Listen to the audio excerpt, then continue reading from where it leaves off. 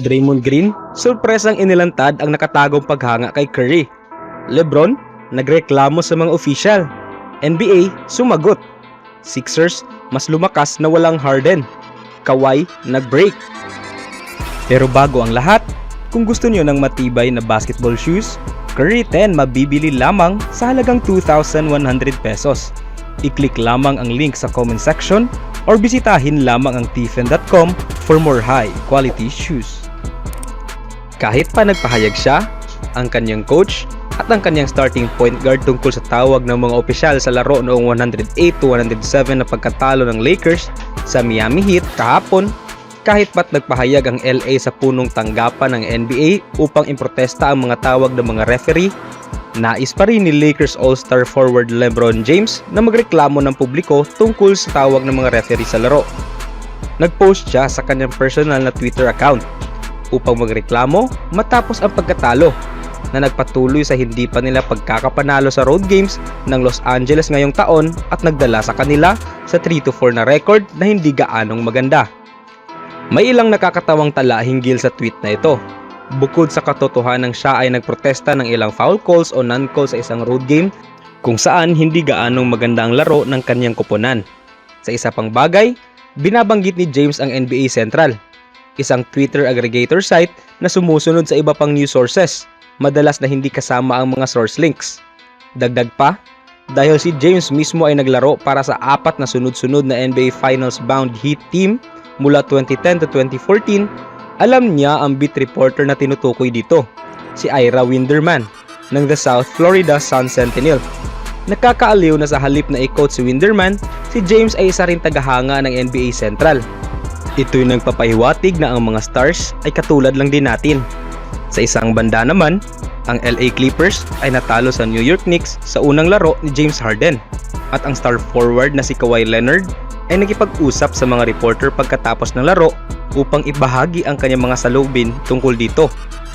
Quite confident he had to call your number in the second half. Do you feel like you got a little lost in the newness of having James out there and just trying to figure things out? No, it's going to be like that. We have guys that can score the ball. Won't be the only one. And I just got to be ready when my opportunity comes. Pinaulan na ni Leonard ng papuri si Harden para sa kanyang kamakailang performance. Sinasabi na nagkaroon ito ng magandang unang laro sa matagal na panahon. Bagamat kinakailangan niya pang maglaan ng oras upang mabawi ang kanyang kondisyon, nagbigay ng malaking tulong si Harden at maayos na ipinakita ang pick and roll plays. Nakikilala ni Leonard na marami silang iba't ibang offensive weapons sa Clippers at hindi siya nangangamba na magiging malito sila sa aspetong iyon. Gayunpaman, makatarungang isipin na sila at ang kanyang mga kakampi ay magiging mas komportable habang patuloy ang mga laro. Bagamat walang sino man sa koponan ang nagsalita hinggil sa pangangailangan ng isang itinatag na hierarchy sa offensive, ito ay isang bagay na malamang na magkakaroon ng kahulugan habang lahat ay nagiging komportable at ang mga pag-ikot ng players ay nagiging mas regular. Sa ngayon, alam ng Clippers na ito ay isang proseso. At ito ay isang prosesong pinaniniwalaan nilang magdadala sa kanila patungo sa pagiging isang koponan na makakalaban sa kampyonato. At sa kabilang balita naman, sa pagpasok sa season na ito, itinuturing na ang Philadelphia 76ers na isa sa mga pinakamahirap na koponan na maipredict. Sa unang 6 na laro nila, nakapagtamo sila ng maraming pagkagulat. Isa sa mga dahilan kung bakit walang nakakaalam kung paano hahantong ang takbo ng Sixers ay dahil sa kwento ni James Harden. Hindi hinayaan ni Daryl Morey na humantong ito sa ganitong kalagayan tulad ng nangyari kay Ben Simmons at isinagawa ang isang trade noong unang linggo ng regular season. Sa kabila ng pagbabago sa agos ng pangyayari, patuloy pa rin ang tagumpay ng Sixers sa basketball court. Pagkatapos ng malakas na panalo laban sa Washington Wizards, magkasama ang Sixers at Boston Celtics para sa pinakamagandang record sa Eastern Conference. Malaking bahagi ng tagumpay ng koponan ay nagmumula sa dominante nilang laro ni Joel Embiid. Noong Lunes ng gabi, nagpakita si Embiid ng isa sa mga pinakamahusay na performance sa kanyang career. Sa loob lamang ng 30 minutes ng aksyon, nagtala si Embiid ng 48 na puntos, 11 rebounds at 6 na assist. Matapos ang kahusayang ito, Ibinahagi ni Kendrick Perkins ang kanyang opinyon hinggil sa bagong itsura ng koponan. Batay sa kanilang kamakailang performance, pakiramdam niya na ang koponan ay magiging maayos kahit wala si James Harden.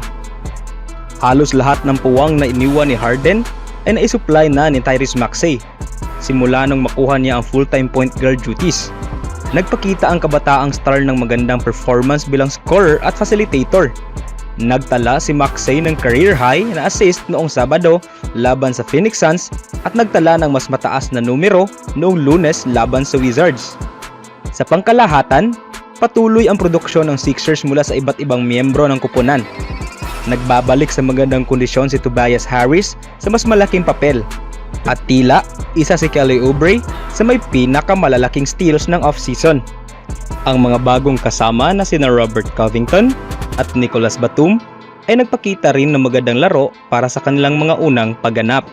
Sa mga iilang laro na kanilang nararanasan, makikita na ang Sixers ay tila nag-a-adjust ng maayos matapos ang isa pang magulong star trade. At sa susunod na balita, ang debate hinggil sa pinakamahusay na point guard sa lahat ng panahon ay lumaganap noong tag-init na magbigay ng nasabing titulo ang stars ng Golden State Warriors na si Steph Curry sa isa sa mga episode ng Gil's Arena. Habang mayroon pa rin na naniniwalang ang titulo ay nararapat kay Magic Johnson, ang kakampi ni Curry na si Draymond Green ay naniniwala na tinalo na ni Curry ang lahat. Sa pagtigil sa isang reporter na tinatawag si Curry na isa sa pinakamahusay na point guard sa lahat ng panahon, pinutol ni Green ang tanong upang sabihing si Curry ang pinakamahusay na point guard sa lahat ng panahon. You've obviously played with one of the greatest point guards of all time, Steph Curry. Have another one. Or the greatest point guard of all time. I'll take that one. Yeah. Then you have another one in your locker room with Chris Paul. So you know what good guard play looks like. Sa kanyang dominanteng paglalaro, nagtatambal si Curry ng mga numero na halos wala pang ibang nakakamatch. Sa pamamagitan nito, itinuturing ang Warriors na isa sa mga pinakamahusay na koponan sa Western Conference sa simula ng taon. Kung maipapatuloy niya ito, may pagkakataon na magawa ni Curry ang mga bagay ngayong season na magiging mas mahirap para sa mga tao na ibaba siya mula sa unang pwesto sa listahan ng pinakamahusay na point guards sa lahat ng panahon. Kahit na nauunawaan ng mga taong nananatiling may pananaw na si Magic Johnson ang pinakamahusay na point guard sa lahat ng panahon, malayo pa si Curry sa pagtatapos ng kanyang career pagdating sa mga parangal. Kung magpapatuloy siya sa kanyang kasalukuyang takbo, walang limitasyon kung saan siya maaaring matapos sa mga all-time rankings. Para sa mga hindi pa itinuturing si Curry bilang pinakamahusay, nais si Draymond Green na malaman ng mga tao na si Curry ang pinakamahusay na point guard sa lahat ng panahon. Kaya, i-comment nyo na lang mga kaibigan kung ano ang masasabi nyo. So I gotta get through it, and the only thing I know is to love what I'm doing. Never give up, never slow.